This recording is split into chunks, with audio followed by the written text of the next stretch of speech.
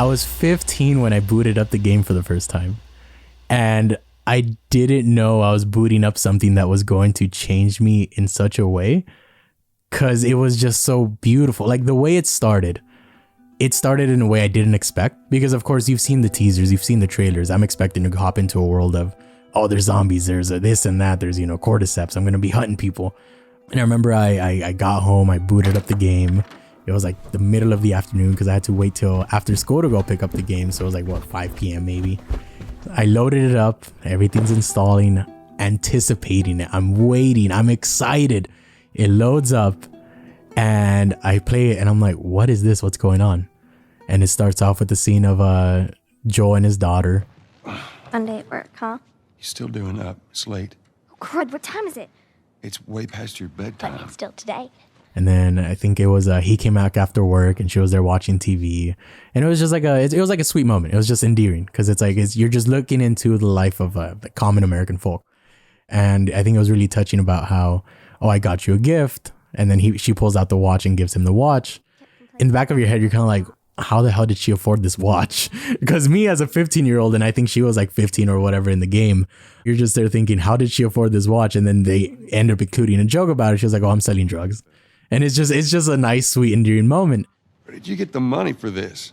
Drugs. I sell hardcore drugs. Oh, good. You started helping out with the mortgage then. Yeah, you wish.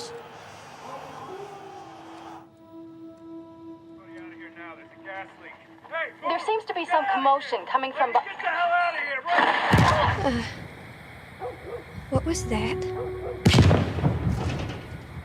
Oh, God. And at this point, I'm kind of like, oh shit, wait, is this showing how it started? And that's when I started to piece everything together. And 15-year-old me's going crazy. I'm like, oh, wait a second, this is like a movie.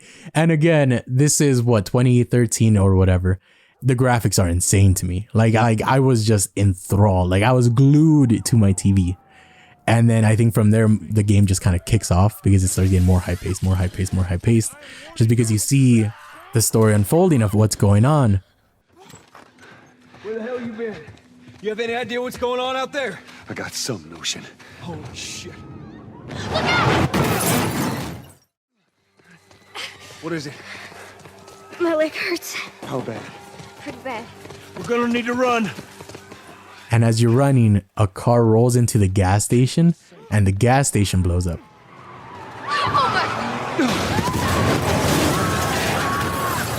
Keep running! And I'll never forget how amazing I thought the gas station blowing up looked. Like it was just beautiful. Like just the contrast in colors because the gas station's blowing up. It's bright. It's flames. It's nothing but fire. And then you just see like the darkness around the city because everyone's panicking. It's just very like visceral. Like you're in the moment. You feel it.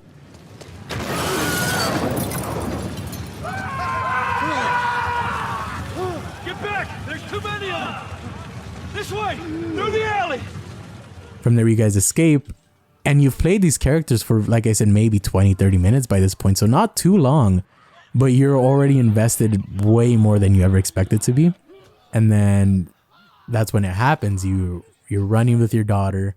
You're escaping. You're running away. Everything's cool. And you run into who you think is there to protect you, the army. On the outer perimeter, please advise. Daddy, what about Uncle Tommy? We're gonna get you to safety and go back for him, okay? Sir, there's a little girl. I never thought I would cry for a character that I've only known for half an hour. Again, me being 15 years old, I've never really cried at like a movie or like at anything really that deep. But in that moment, like I just felt so attached. Like I was just in her house. I was just picking up the newspaper. I was just doing this. But... Yes, sir. Somebody, we've just been through hell. Okay, we just need...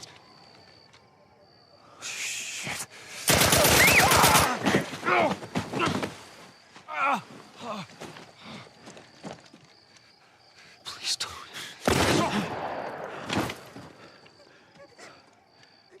Oh no. Sarah. Move your hands, baby. I know, baby, I know. God. Listen to me, I know this hurts, baby. You're gonna be okay, baby. Stay with me. All right, I'm gonna pick you up. I know, baby. I know it hurts. Come on, baby. Please. I know, baby. I know. Sarah. Baby. Don't do this to me, baby. Don't do this to me, baby. Come on. No. No. No. No. No. Please. Please. And then all of a sudden, it just goes quiet. And it just transitions to just a blank screen of The Last of Us. It's just an amazing intro to the game. Just the way everything was introduced. Because, I mean, you've seen a cookie cutter zombie movie. You know how things are supposed to go. But it's just, you wouldn't expect to be watching a movie and like 10 minutes in, they kill the main character and you feel upset. You feel sad. You feel anything because you barely met them. But in a game, I feel like it did change it just because you're starting off and you actually get to play her. And you feel like you're her in a sense. It's just this weird feeling because, again, like I said earlier, you don't know this character, but you spent such a small amount of time just looking through her belongings, looking through their home, that you're like, oh, I have an idea of who this person is. And then seeing the outcome of what ended up happening, I think more than anything, not only just the knowledge that you have of like their home and like how everything was, but then just the way it was performed was just magnificent. I think it definitely changed games for, like, it put them in another route. I think a game that might have been inspired by it, or at least taken some notes from it, is, for example, the most recent God of War. So I think it just goes to show that it can be done by other games, it can be done by other companies or mediums, but there's just specific ways it can be done that it could be implemented better. And The Last of Us is definitely a beacon of that. In 2013, The Last of Us blew the mind of Wilbert Gaspar. He's 24 now, but back then, The Last of Us was unlike anything he had ever played. That beginning story moment, like with many of us when we first played it, was enough of a hook. However, even though The Last of Us's main draw is its story, to Wilbur, its gameplay was just as engaging.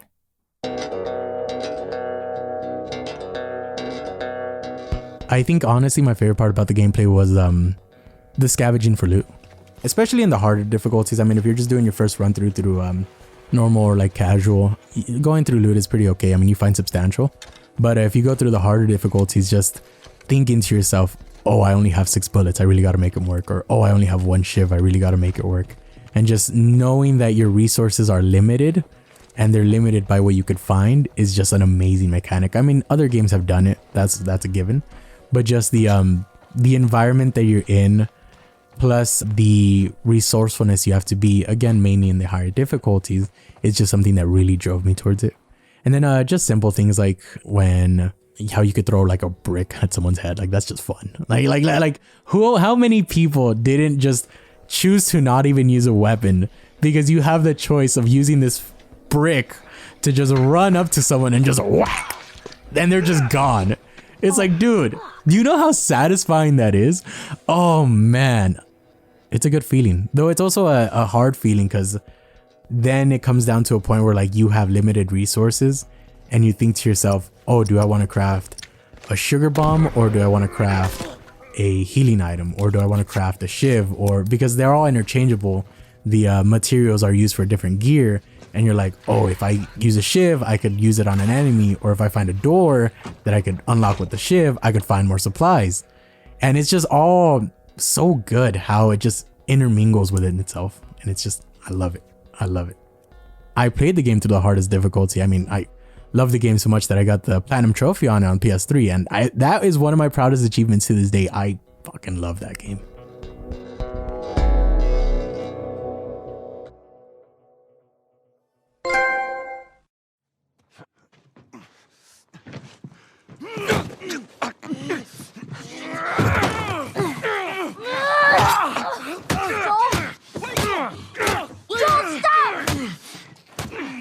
Look,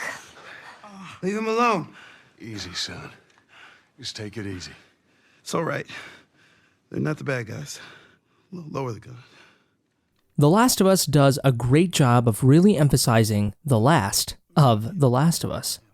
You don't meet a ton of people in the game, let alone spend time with them, but you do with a couple. Eventually you run into Henry and Sam, and they're out here surviving on their own as well, except the difference is, unlike Joel and Ellie, they're the brothers. And you go through this small story arc with them, but you really get to learn about them, and you really start to develop some sort of care for them, because they're like, oh, this is pretty cool. And especially when you're playing for the first time, you end up thinking, oh, I'm going to have like some buddies or something to tag along for the story. And then you realize The Last of Us is a roller coaster that doesn't let go. And after doing a couple tasks and doing this and that with them, like, I think the development between just Sam and Ellie is interesting, just because they both have like different outlooks. Because Sam knows about the world because of the way his brothers described it. Ellie knows about the world because of the way she's learned about it and the way she grew up. But I think the sweet moment was when they were in the, I think they were in the toy shop. Sam, what are you doing? Nothing. Get rid of it. My backpack is practically empty. What's the rule about taking stuff? It weighs like nothing. The rule. What is it? We only take what we have to. That's right.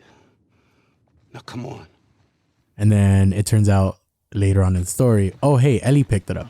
But it's neat how in the game, you're never really directly seeing it.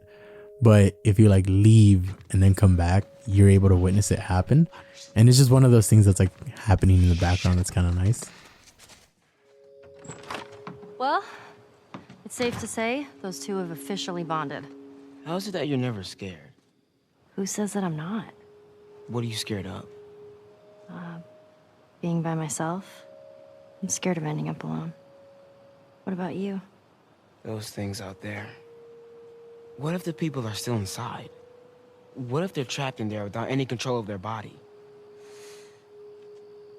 They might still look like people, but that person is not in there anymore. Henry says that they've moved on. That they're with their families. Like in heaven. Do you think that's true? I mean, I'd like to believe it. But you don't. I guess not. Yeah. Me neither. Even in all its grim and violent glory, The Last of Us doesn't shy away from tackling philosophical questions. It's very interesting how towards the end of that scene, just to think about how at their age, they're already having to think about such things as, oh, is there life after death? Like, what do you think happens to us when we die? And it's like no kid or early, like young teenager should really have to be thinking about that. But it just kind of puts it into a perspective of like, this is the world they live in. And once you find out that it's because Sam's been infected, you kind of realize, oh, he's genuinely afraid of what's going to happen next. Because at that point, you have no control. It's just going to take over you, and it's just a ticking time bomb at that point. So when it switches over to the morning, you know what happened because you saw the bite, but the other characters don't know. And it's just interesting because then you end up wondering, after the discussion, was Sam just trying to find comfort in Ellie and telling him, oh, hey, you know, there is something in the afterlife. You'll be okay if you die. But I guess you'll never really know.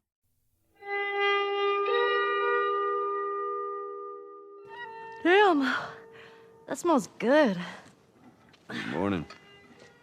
Where's Sam? I let him sleep in for once. Oh, Well, if you want him to join us, you can go wake his ass up. okay.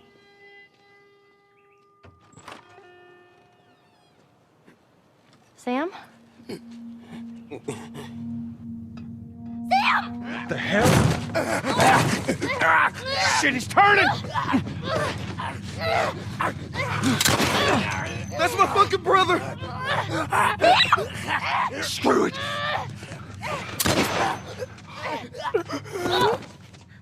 Shit! Chloe? Ellie, are you all right? Oh my god. Sam? Oh no. Sam?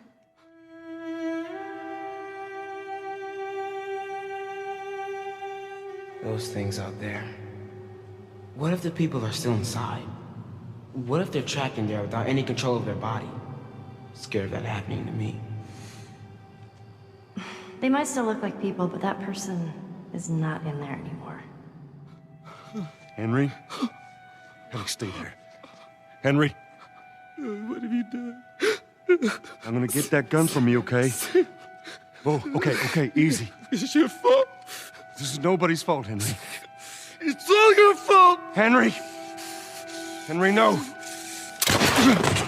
Oh my god.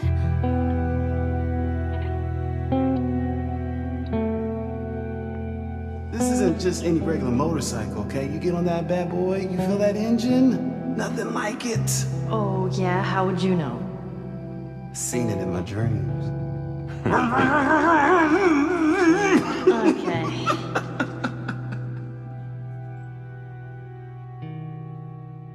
And then it just cuts to black. And you can't help but think, what's next? Is it gonna continue this? Is it gonna go into something else? But then it just calmly goes into the next season, which is fall. Me being 15, I don't think it sent me through a spiritual journey or anything like, oh man, this is what happened. This is what went down. But it definitely made me feel things that I hadn't felt up to that point. As if the death of Joel's daughter wasn't enough, the death of Sam was a heartbreaking cherry on top. Yet another young life taken away. The only difference here is their guardian, in this case Henry, didn't have the strength to bear the loss. As heartbreaking as this was, it's possible developer Naughty Dog used this moment to highlight the resiliency of Joel and Ellie as characters. And this moment definitely confirmed the game's love of cutting to black. And for Wilbur, these moments were necessary. They were moments of pause, reflection, and rest after experiencing something so heavy. It works so wonderful the way they use it. It happens after very emotional scenes or just something important happens. They knew what they were doing because I think even they realized after putting someone through that many emotions, I think that's just their way of like, okay, take a breather. Like, I think that's Naughty Dog saying, all right, we're not going to keep messing with your feelings. Just take this as a moment to breathe, because it builds you up. So like it puts your anxiety through the roof to the point where like you want to cry because you want to do something for these characters, but you can't. They live in a digital world and you're just there. You're just a passenger. And like I said, when it cuts to black, it's kind of like a sigh of relief because you know this is the last of us. That's the last of them. That's, in a weird way, in their world, now they're in peace. Sam's doesn't have to deal with that world anymore. Henry doesn't either. Or just after any really visual moment like that, it's nice.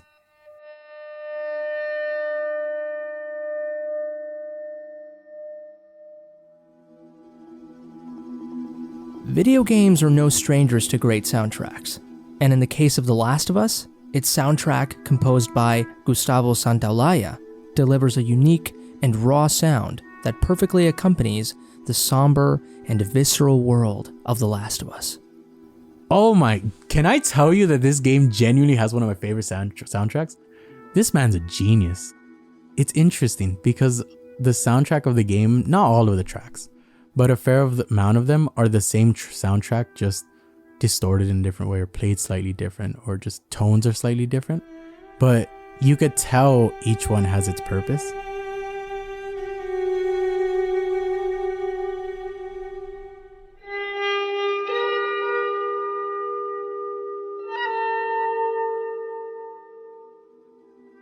And the way it's used is, it's not overjarring. It's not like, oh, listen to me, listen to me, listen to me, listen to me. It's just, this is what's playing in the back. And it really sets the mood in a lot of the scenes.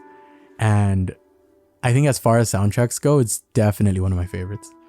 The way it was all fitted into certain scenes. Because you know when you play a game and you could tell that the soundtrack was just added on in post. Like this one feels like this soundtrack was sculpted for the game. It wasn't just one that was just rushed and put together. Like this one was built for this game specifically. And you could tell.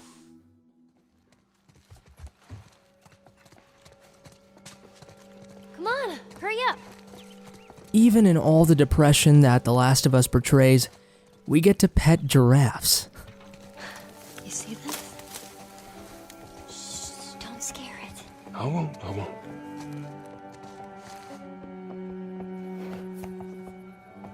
What are you doing?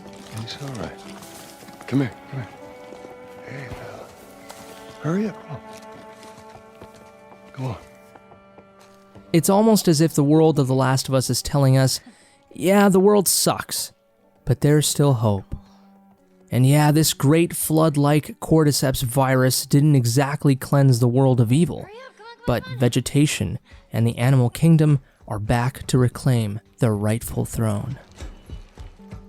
It's something that they didn't have to add, but the fact that they added it, the feelings that it gives you is just, it's beautiful. Like, it's simply amazing. Like, we've put you through emotional hell playing this game. Let's give you a giraffe. Huh? And then it's like the giraffe is like covered in blood too, which is the crazier part, but you're still like endeared in a way and you're like, wow, this is nice.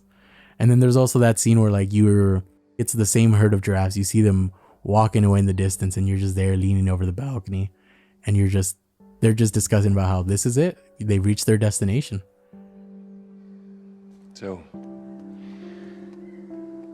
is everything you were hoping for? It's got its ups and downs, but you can't deny the view, though.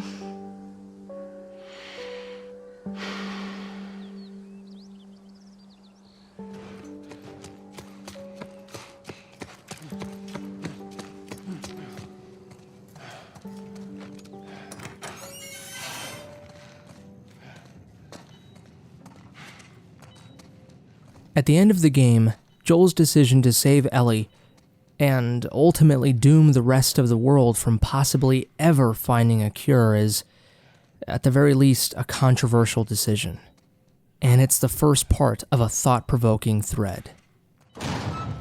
Sweet Jesus. Doctor? What are you doing in here? I won't let you take her.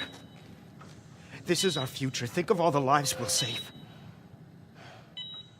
It kind of fucks with you because you've gone through this whole story. So you feel what Joel felt. You feel that connection, that bond of like a father to his daughter, you know? And the way it ends, it could be divisive because his whole task the whole time was to just deliver her. It was just like a delivery job. But because of how much they went through, there's an attachment that grew there through both sides, not just one. But you know that even though Ellie got attached to Joel, at the end of the day, her goal in mind was still to get this procedure done, to get this surgery done for the, sake of humanity. But some people could say that Joel's like greediness or just need for her ends up getting in the way and he ends up killing the doctors and taking her back. And it's strange because morally you feel wrong about it. Like, no, this is for the good. Why are you doing this? But internally and emotionally, you can't help but root for him and be like, yeah, we got to get her back. Like I didn't save her so many times just for her brain to get picked. No! You fucking animal! Carrie, shut the hell up. Come on, baby girl. I got you. It's just an ending that leaves you thinking, especially once you go through the hospital scene, you rip her off and you're running through the hospital and you're getting chased and you see Marlene at the very end and you kill Marlene, who was the person that sent you on this job pretty much to begin with. So it all just pretty much comes back to a cohesive end, but it leaves you with the thought of, is this how it ends? Like, what's going on?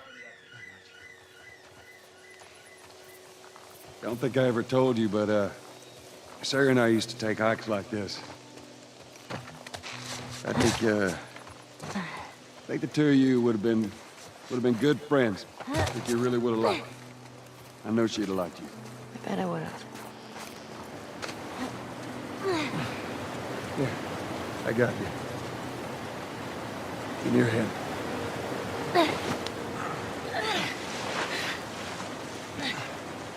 All right, come on. Hey, wait. And then towards the very end of it, you know, they're walking back, the game's ending, and Ellie just turns to him and says, Swear to me. Swear to me that everything that you said about the Fireflies is true. and you just see Joel lie through his teeth. I swear. But you see this look in Ellie's face where you know that she knows something. Okay.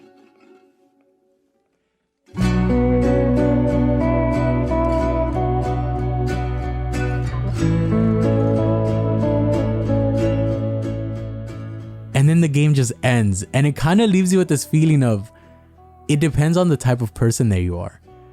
Some type of people will say, that was the perfect ending. I would have done the exact same thing if I was in his shoes.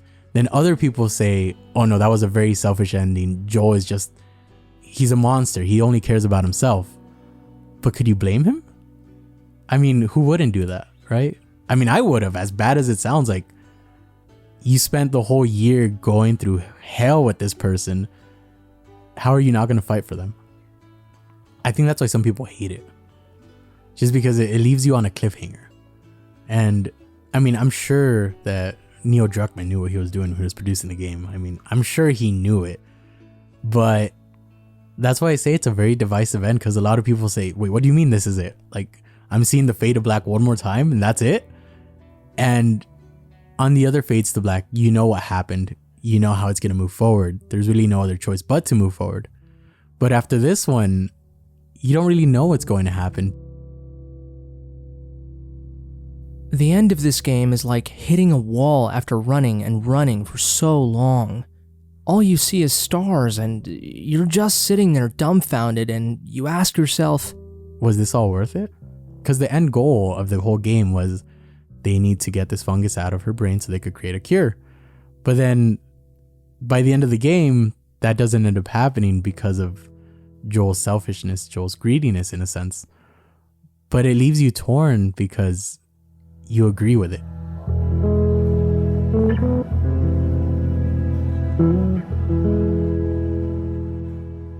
that right there. That's why this game is so remarkable. It doesn't care about having a nice end, about what you think of it. The story is almost its own being and does what it wants. It says, I don't need to have flawless humans. I don't need to have a story that ends with something you can make sense of.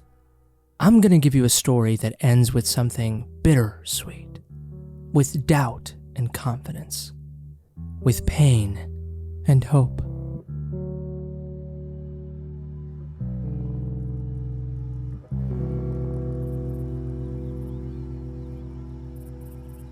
The way everything is laid out, the way everything is conveyed, the way everything is told to you, the way you play it, the way everything is structured is just so good that it leaves a lasting impression that makes you think, oh, this is more than just a zombie game. Though the endings are divisive and the intro could be as cliche as people would say, I think the more important parts are just all the in-betweens.